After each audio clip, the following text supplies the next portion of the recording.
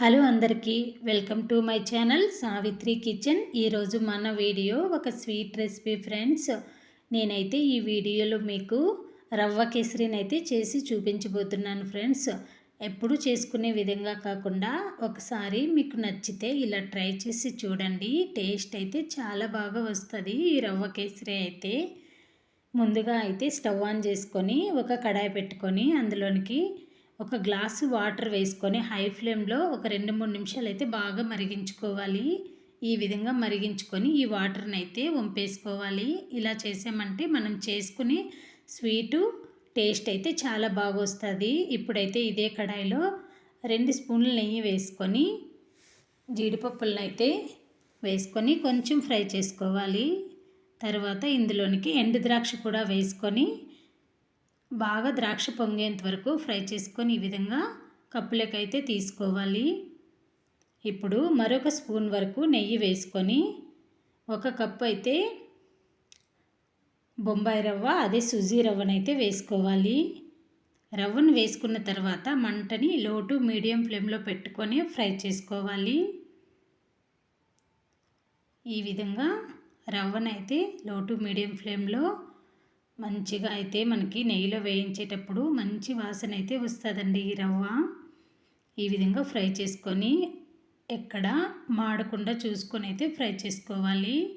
ఇప్పుడు ఇందులోనికి 1.25 కప్పు వరకు నేను పంచదారనైతే వేశాను.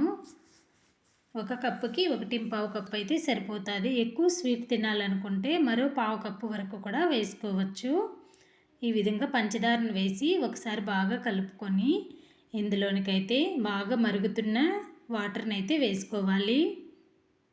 నేను ఇక్కడ ఒక కప్పుకి 3 కప్పులు వాటర్ని అయితే వేసుకుంటున్నాను. ఈ విధంగా హాట్ వాటర్ అయితే వేసుకొని మంటని లో ఫ్లేమ్లో పెట్టుకొని ఒకసారి బాగా కలుపుకోవాలి. ఇప్పుడు మంటని లో టు మీడియం ఫ్లేమ్లో అడ్జస్ట్ చేసుకొని కావాలనుకుంటే మూత పెట్టుకోవచ్చు, లేదంటే అలాగే కూడా చేసుకోవచ్చు. ఈ విధంగా బాగా దగ్గర పడేంత వరకు అయితే ఉడికించుకోవాలి. ఇప్పుడైతే నేను ఇందులోనికి ఒక కప్ అయితే పాలైతే వేసుకుంటున్నాను. ఈ విధంగా పాలు వేసుకొని చేసామంటే కేసరి అయితే టేస్ట్ అయితే చాలా బాగా వస్తుందండి.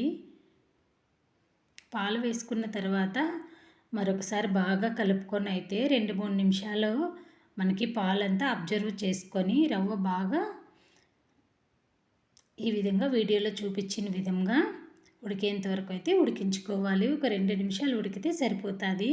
ఇప్పుడైతే నేను ఇక్కడ కలర్ కోసం ఒక చిటికెడైతే రెడ్ ఫుడ్ కలర్ని అయితే వేసానండి. మీకు ఇష్టం లేకపోతే స్కిప్ చేసేయచ్చు.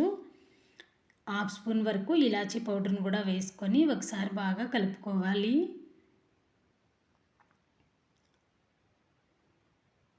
ఈ విధంగా బాగా కలుపుకున్న తర్వాత మరో 3 స్పూన్ల వరకు అయితే నెయ్యి వేసుకోవాలి.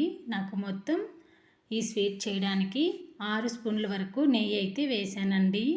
ఈ విధంగా నెయ్యి వేసుకున్న తర్వాత మంటని లో ఫ్లేమ్లో పెట్టుకొని ఈ నెయ్యి మన స్వీట్ రెసిపీలో అయితే బాగా కలిసేంత వరకు ఒకసారి కలుపుకోవాలి.